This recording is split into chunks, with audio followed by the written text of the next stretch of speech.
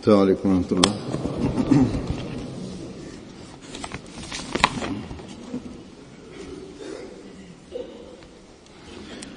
أشهد أن لا إله إلا الله وحده لا شريك له وأشهد أن محمدا عبده ورسوله أما بعد فأعوذ بالله من الشيطان الرجيم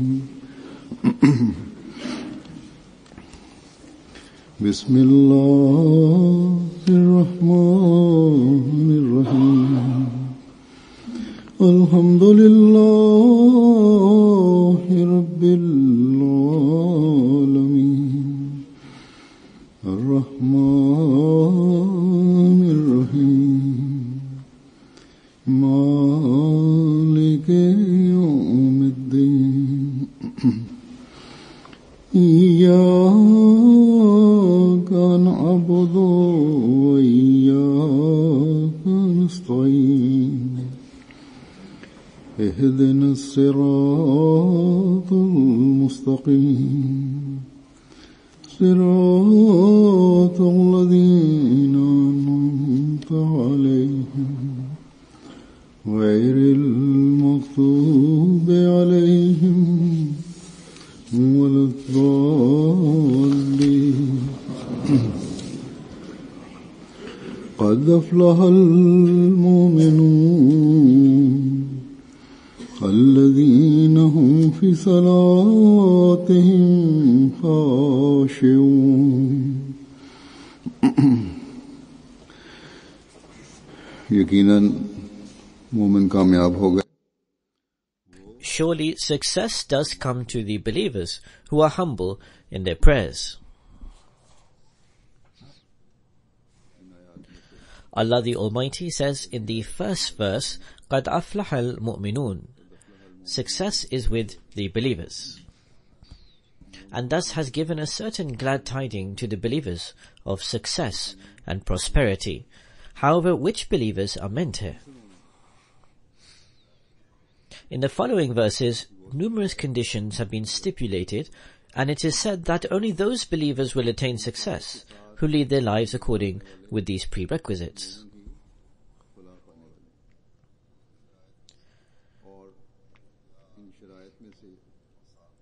The first of the conditions or qualities that a believer is required to fulfill or demonstrate is fi salatihim khashi'un, who are humble in their prayers.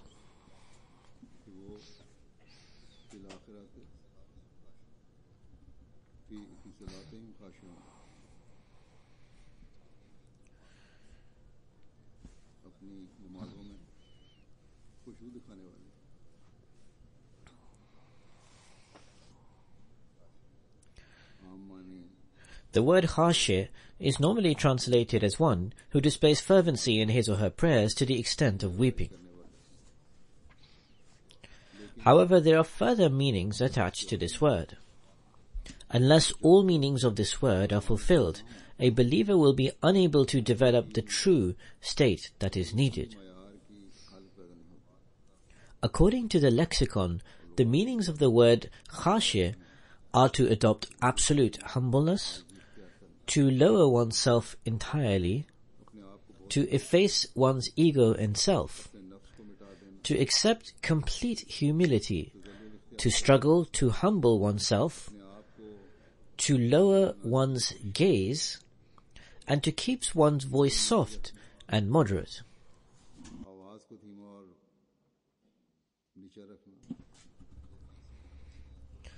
Thus, observe how this one word encompasses such a wide depiction of the prayer and worship performed by a true mu'min, that is, a true believer.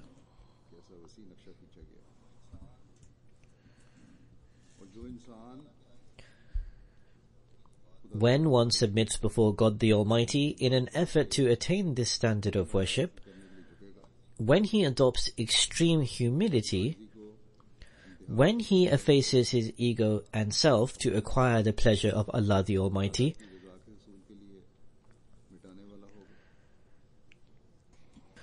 and when he develops the other traits and attributes that have been mentioned, then where this will lead him to being near to God the Almighty, there, along with fulfilling the rights of God the Almighty, it will also direct his attention to fulfilling the rights of God's creation in accordance with the divine commands. The prayers one offers in this manner will result in his worldly matters also being set right. He will then strive to be a reflection of the promised Messiah alayhi salam's words. Envisage yourself to be lesser than everyone else. Perhaps this will gain you entrance in the abode of divine union. Whilst doing so, he will also strive to free himself of the chains of vice on his ego and self, and will thus set his worldly affairs right, or he will be making an effort to do so.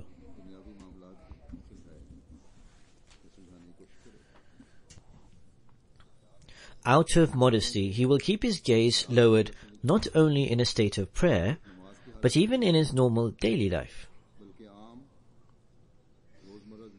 And thus, in this way, he will be striving to avoid countless vices of this society. By moderating his voice, where this will gain him perception and knowledge relating to worship. There, in his routine daily life, he will be making an effort to be saved from quarrels, fights, and fiery confrontations.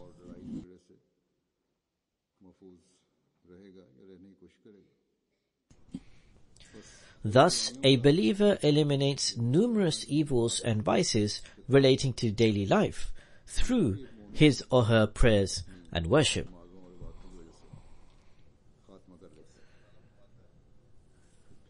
Allah the Almighty says, prayers performed in this manner, and those who develop this state are the ones who are successful and will prosper. In other words, they will attain falah.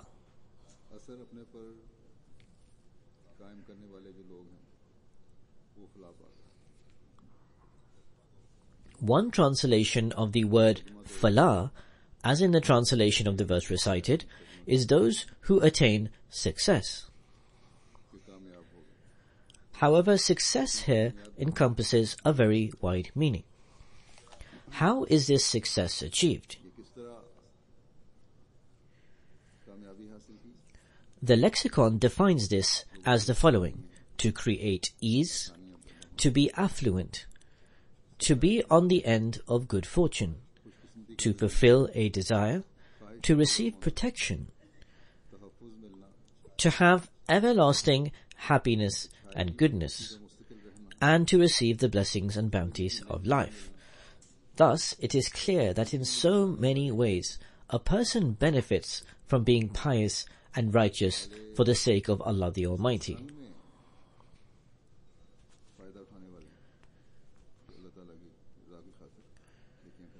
Allah the Almighty bestows His blessings on such a person in such manifold ways, which is beyond the imagination of man.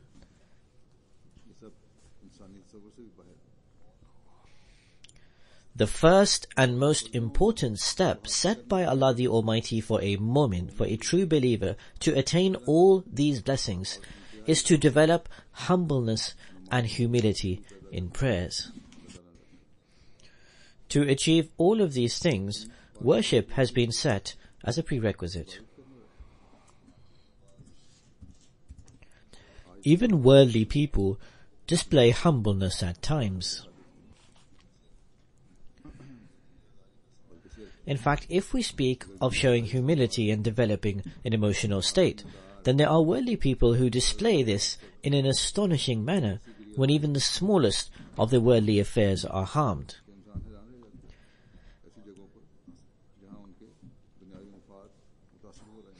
They are prepared to accept extreme humiliation and display a state of temporary fervency.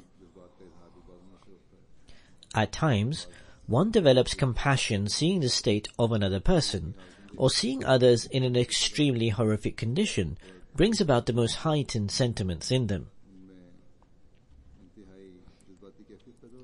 However, all of this is either for the sake of one's personal interest, out of being ostentatious, or due to momentary feelings and passions. None of this is for the sake of attaining the pleasure of Allah the Almighty. One who seeks to please God the Almighty is far removed from actions performed only outwardly. The promised Messiah, on whom be peace, has said regarding the emotional state worldly people fall into, or their apparent or momentary humility and fervency, the following.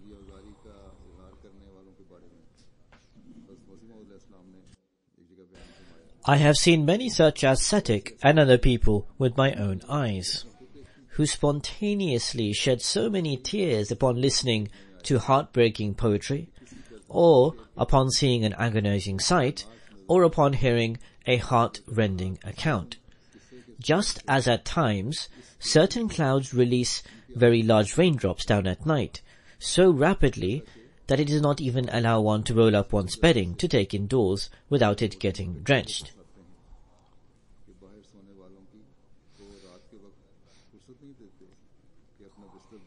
In other words, they shed tears in the same manner that rain starts to fall all of a sudden. The promised Messiah, on whom be peace, then says, however, I have personally borne witness that mostly such people are very cunning and deceitful, and worse than worldly people. I have found some of them to be wicked-natured, dishonest, and immoral in every respect. Seeing their practice of apparent weeping and showing humility, I am so repulsed to ever weep or be overcome with emotion in any gathering.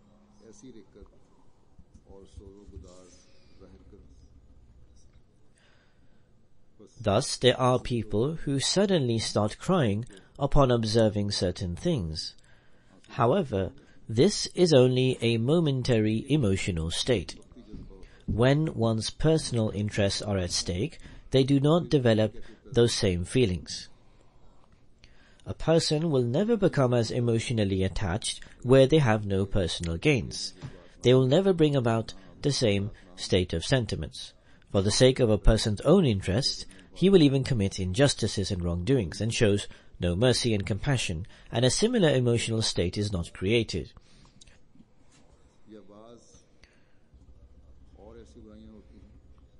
Or he indulges in other vices which displease God the Almighty, or they only offer prayers and worship pretentiously. Hence, how can people who behave in this manner be counted among the category of قَدْ أَفْلَحَ الْمُؤْمِنُونَ, that success comes to the believers? Hadrat Khalifatul Masih II would say that Hadrat Khalifatul Masih I used to relate an account of an elder, which goes as following. The elder offered prayers at a mosque for many years with the thought that people would praise him. But owing to some past virtue of his, God the Almighty put it in the hearts of people to call him a hypocrite.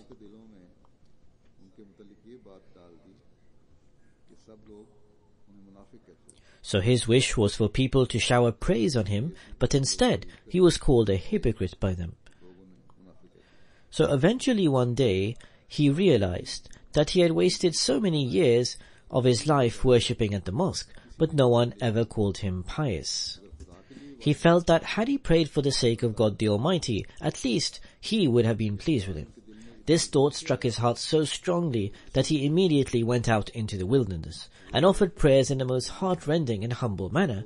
He wept and he repented, and he pledged to God the Almighty that from then on he was only going to offer prayers for his sake. Following this, when he returned, God the Almighty put it in the hearts of people that this elder was a very pious man, and so why was he being disgraced needlessly? Elders and youngsters all started to praise him. The elder was most grateful to God the Almighty that for only praying one day for his sake, God the Almighty has caused people to start praising him.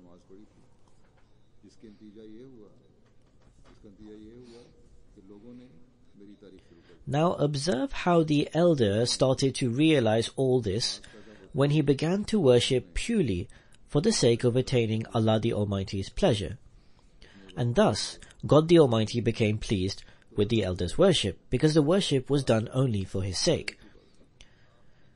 The elder no longer held a desire for people to praise him and consider him a great saint. Yet despite this, people started to praise him in exactly the manner he had once hoped for.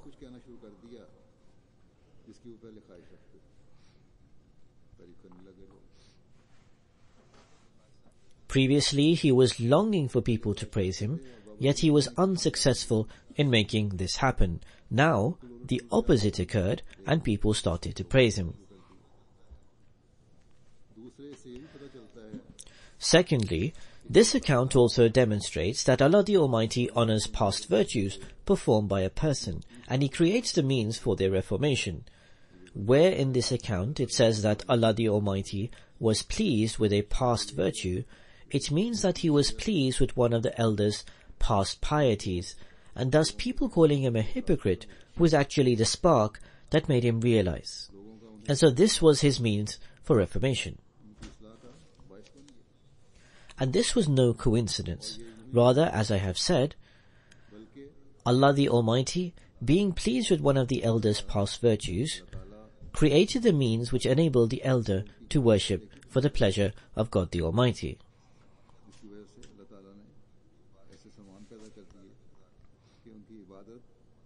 Allah the Almighty wanted to reform the elder himself, and so He made him realize by making people call him a hypocrite. God the Almighty did not want people to praise the elder. Otherwise, he would have become firmly self-conceited and thus would have become an even greater sinner.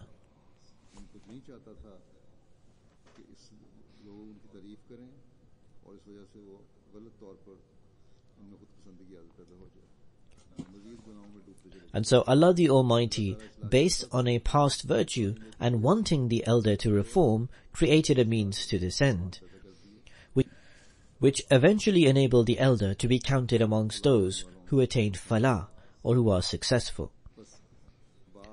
Thus, despite a person committing mistakes and sinning in the present time, past virtues sometimes become a source of saving him from a bad end and enable him to be included amongst the successful.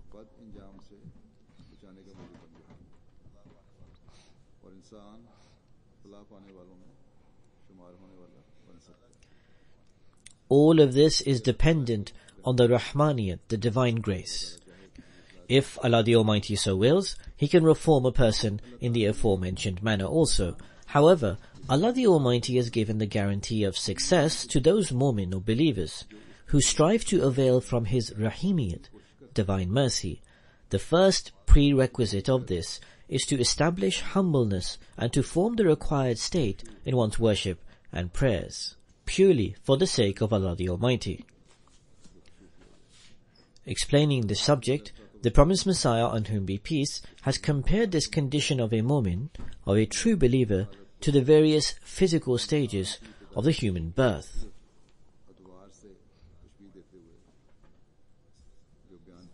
However, I shall only explain the first stage which the promised Messiah, on whom be peace, has explained, with regards to الَّذِينَ هُمْ فِي صَلَاتِهِمْ خَاشِعُونَ, who are humble in their prayers, which elucidates that any kind of virtuous deed cannot be deemed virtuous, and nor can any kind of worship continue to remain on strong foundations until man strives to attach himself to God Almighty's attribute of mercy, of Rahimiyat.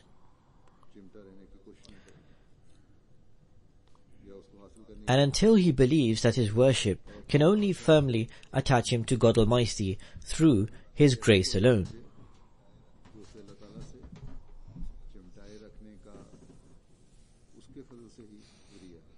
The promised Messiah, on whom be peace, states, the first stage of a mu'min, of a true believer's spiritual development, is the state of humility, weeping, and fervency which a believer can experience in his worship and in the remembrance of God the Almighty. In other words, to fervently weep and cry, to show modesty and humility, and also humbleness of the soul, and to develop a yearning, a passion, and intensity within oneself, and to embrace a state of fear and prostrate the heart before God the Glorious, as it mentions in the verse. قَدْ أَفْلَحَ الْمُؤْمِنُونَ الَّذِينَ هُمْ فِي صَلَاتِهِمْ خَاشِعُونَ. In other words, successful indeed are the believers who are humble and modest in their prayers and in every form of worship. Not only in their prayers, but in every form of worship. And they remain engaged in the remembrance of their Lord with humility, fervency, and with great intensity, anguish, and passion.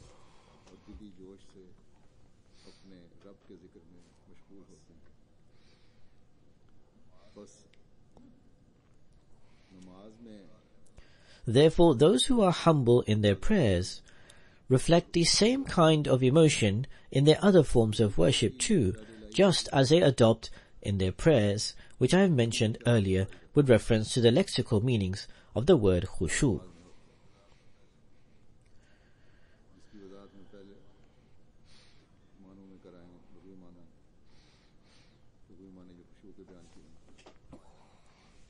The promised Messiah, on whom be peace, states that they are humble in all of the different forms of worship. And if one is remembering God the Almighty whilst walking, even then he will remain humble.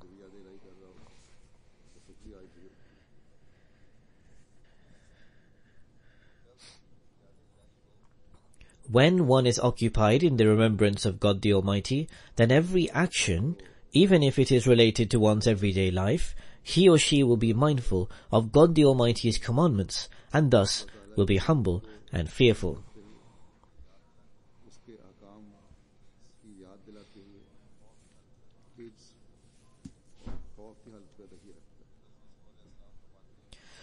The promised Messiah, on whom be peace, states, those who ponder over the Holy Quran should understand that the state of khushu, or humility in one's prayers, is like the sperm for the development of one's spiritual state. Just like a sperm, it too hides within it all the virtues, attributes, and the complete framework required for the development of a perfect human in terms of spirituality. As I mentioned before, that the spiritual state has been compared to the physical stages of human development, and the example of that is being given here. Just like the sperm enters the womb and develops into a child and then eventually a perfect human with all its different faculties, similarly, khushu, or humility, travels along the stages of spiritual development and spiritually perfects man. Then the promised Messiah, on whom be peace, states, just like the sperm remains at risk before it has attached to the womb. That is, there is a danger of the sperm being wasted unless it enters into the womb, in which it will grow according to the laws of nature, made by God the Almighty. He states that similar is the case of the spiritual state, whereby the state of khushu, or humility, remains in danger until it attaches itself to the Rahim, or the all-merciful God. Remember that the favors of God the Almighty that are bestowed without any effort from man is due to the attribute of Rahmaniyat, or graciousness. For instance, the heavens and the earth that have been created for mankind, or mankind itself, has been created all out of the favors of his Rahmaniyat, or graciousness. However, if any blessing is bestowed on account of one's actions, worship, effort, or practices, then that is due to the attribute of Rahimiyat, or divine mercy. The promised Messiah, on whom be peace, states that this has always been the Sunnatullah, the practice of God the Almighty. Therefore, when a person adopts humility in prayer and in the remembrance of God Almighty, then he prepares himself for the rewards of Rahimiyat, of mercy. Thus, the only difference between the sperm and the first stage of the spiritual development, which is khushu, or humility, is that the sperm is in the need of the womb, while khushu is in the need of the Rahim, the merciful God the Almighty. Also, just as the sperm can be destroyed before attaching to the womb, so too the first stage of the spiritual development, which is khushu, can be destroyed before it has even formed a relationship with the Rahim, the all-merciful God the Almighty. Therefore, the prayers that are performed pretentiously, they in fact destroy a person even before he or she can form a relationship with the merciful God. The promised Messiah states that many people who in the early stages begin to weep in their prayers and fall in a trance and raise slogans and express all sorts of hysterical behavior and display all kinds of states of deep affection. However, because they have no relationship with God the Almighty, who is all-merciful or Rahim, therefore, despite doing all of this, they are not able to form a relationship with God the Almighty, who is Rahim or all-merciful, as they ought to. And neither do they experience any kind of special manifestation from God the Almighty, whereby they become attracted towards God. Thus, their weeping and humility is completely untrue, and at times they stumble and land in a state even worse than before. Now, there are many people who, after having taken the bai'at of the prophets, become apostates. In the time of the promised Messiah also there were some. For instance, Dr. Abdul Hakim is mentioned, who in spite of everything and having attained piety, when he faltered, he left religion altogether. The promised Messiah states, "It is an interestingly strange analogy that just as the sperm is the first stage of the human development, and unless it is aided from the attraction of the womb, it is nothing, so too the khushu, or the humility, is the first stage of the spiritual development, and until it is aided by the attraction of the all-merciful God, the state of the khushu is worthless. If there is divine help from God Almighty, then a person shall reach Him and form a relationship with Him, and the state of khushu would have succeeded. Otherwise it is simply crying outwardly. Some people say that we wept a great deal, and cried so much, yet our prayers were unanswered. However, they need to reflect upon their own conditions, whether they are fulfilling the other prerequisites or not. Promised Messiah states that you will find thousands of people that once upon a time they used to derive great pleasure because of their humility in their prayers, and in the remembrance of God. They would weep and fall in a trance, and then all of a sudden they become engulfed in such a curse that they became inclined towards their sensual affairs and lost their earlier state amidst their passion for the worldly desires. This is a state of great fear, whereby many people's state of khushu or humility perishes even before they have formed a relationship with the all-merciful God, and even before the attraction of the Almighty can play any part. Their state has been totally destroyed. Therefore, no one can claim that their worship has attained the highest stages of khushu or humility. As I mentioned before, that khushu entails a whole host of different aspects, which I have explained.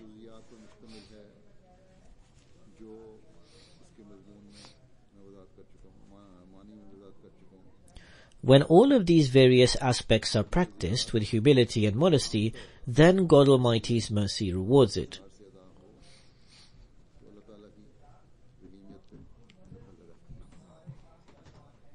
In this example that the promised Messiah has given, a person, however, is not aware when the all-merciful God's mercy will embrace him and reward him. Thus a continuous effort is required.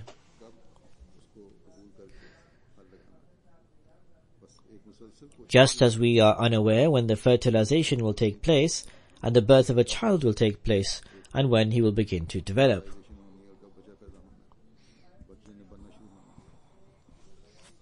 Sometimes deficiencies are generated in the sperm after entering the womb, and the sperm carries these deficiencies.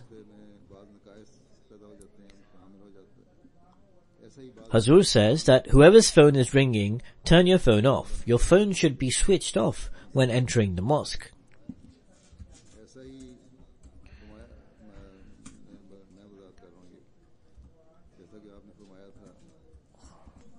So, sometimes deficiencies are generated in the sperm after entering the womb, and the sperm carries these deficiencies. Similarly, as the promised Messiah stated, even after humility in prayers bears fruit, or he rewards it, sometimes wickedness and self-praise is generated in man.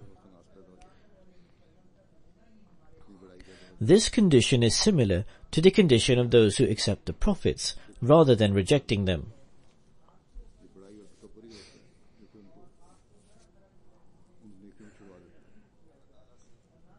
This self-praise and arrogance is what detaches them from righteous deeds. Their relationship with Allah the Almighty remains intact until they have a relationship with His Messenger, and when this relationship is abandoned, then they fall into utter disgrace and deceit. Therefore, fear of Allah the Almighty should always be at the forefront. Effort should always be towards attaining His Rahimiyat, or mercy. His grace and blessings should be constantly sought. One should strive towards developing a true relationship with Allah the Almighty. One should not become arrogant at one's effort, at acceptance of one or two prayers, or at experiencing a few dreams which have come true. Allah the Almighty did not say anywhere that you'll be considered amongst these successful and prosperous ones if one or two of your prayers are accepted, or if you witness a few true dreams.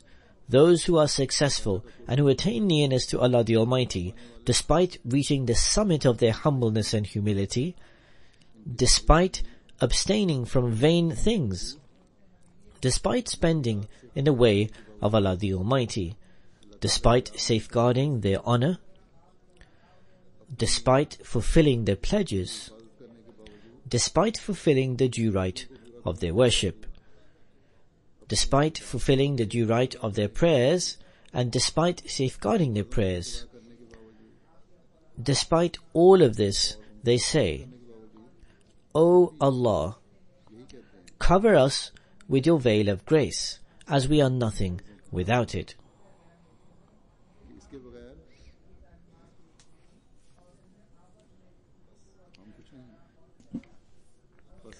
Therefore, it is only the grace of Allah the Almighty that He grants a person the ability to consistently struggle towards attaining His Rahimiyat, or mercy, and He grants man's struggles the status of acceptance.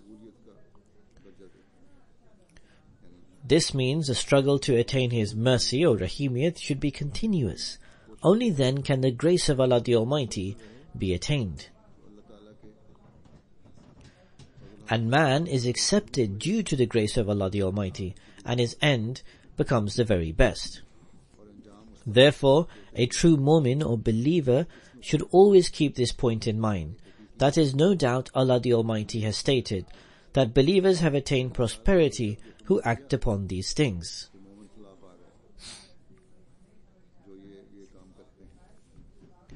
However, in order to make this success a part of one's life, one should not consider every advancement and every bounty that is received from Allah the Almighty to be a result of one's personal efforts.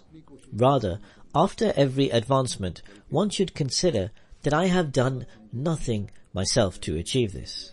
If this quality is developed, then progress will be maintained. Otherwise, after attaining Allah the Almighty's grace, our action will go to waste, and it does go to waste due to a bad deed that we commit, just like that sperm which enters the womb but is unable to fully develop, and after a few weeks it leaves the womb and goes to waste.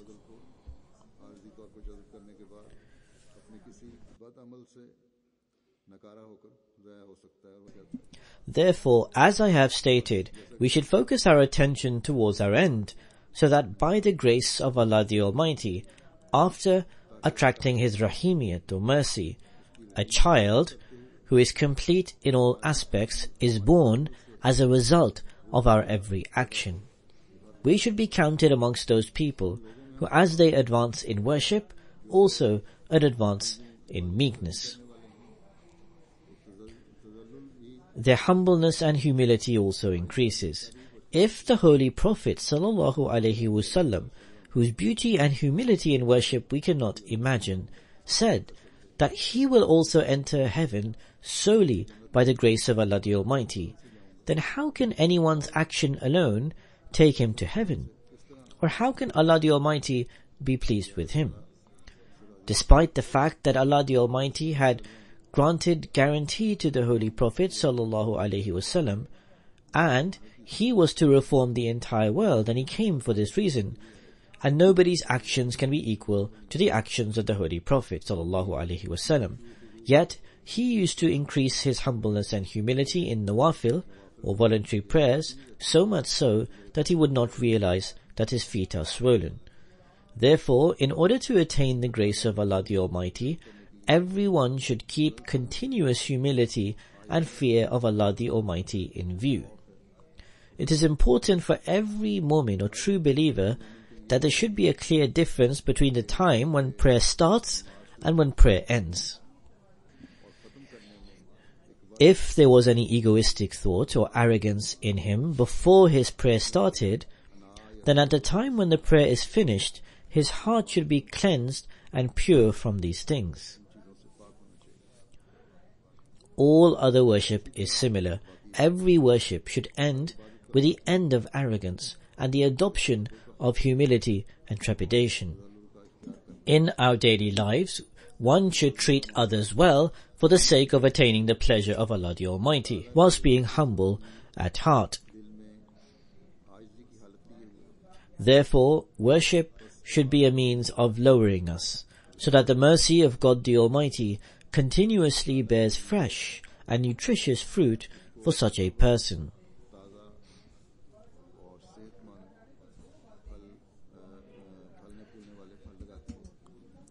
May we become those who increase the grace of God the Almighty by recognizing our weaknesses on a daily basis. May Allah the Almighty make us those who always do istighfar, seek forgiveness from our sins. If every good deed of ours is a good deed in the sight of Allah the Almighty, then may it become a source of attaining the pleasure of God the Almighty. May every one of us be counted amongst those who are the successful ones, or those who attain falah in the sight of Allah the Almighty.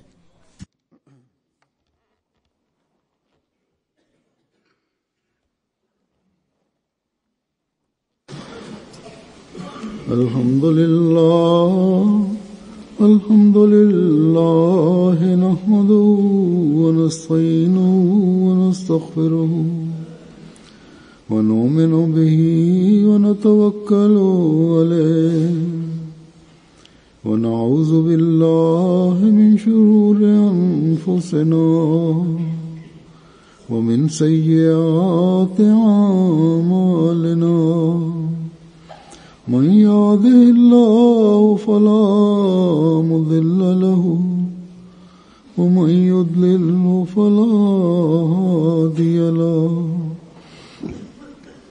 ونشهد أن لا إله إلا الله ونشهد أن محمدا عبده ورسوله.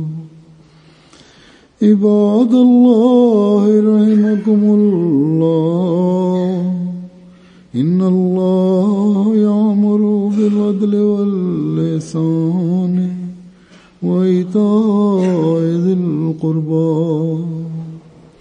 وينهى عن الفحشاء والمنكر والبغي يعظكم لعلكم تذكرون. اذكروا الله يذكركم وادعوه يستجب لكم ولذكر الله أكبر.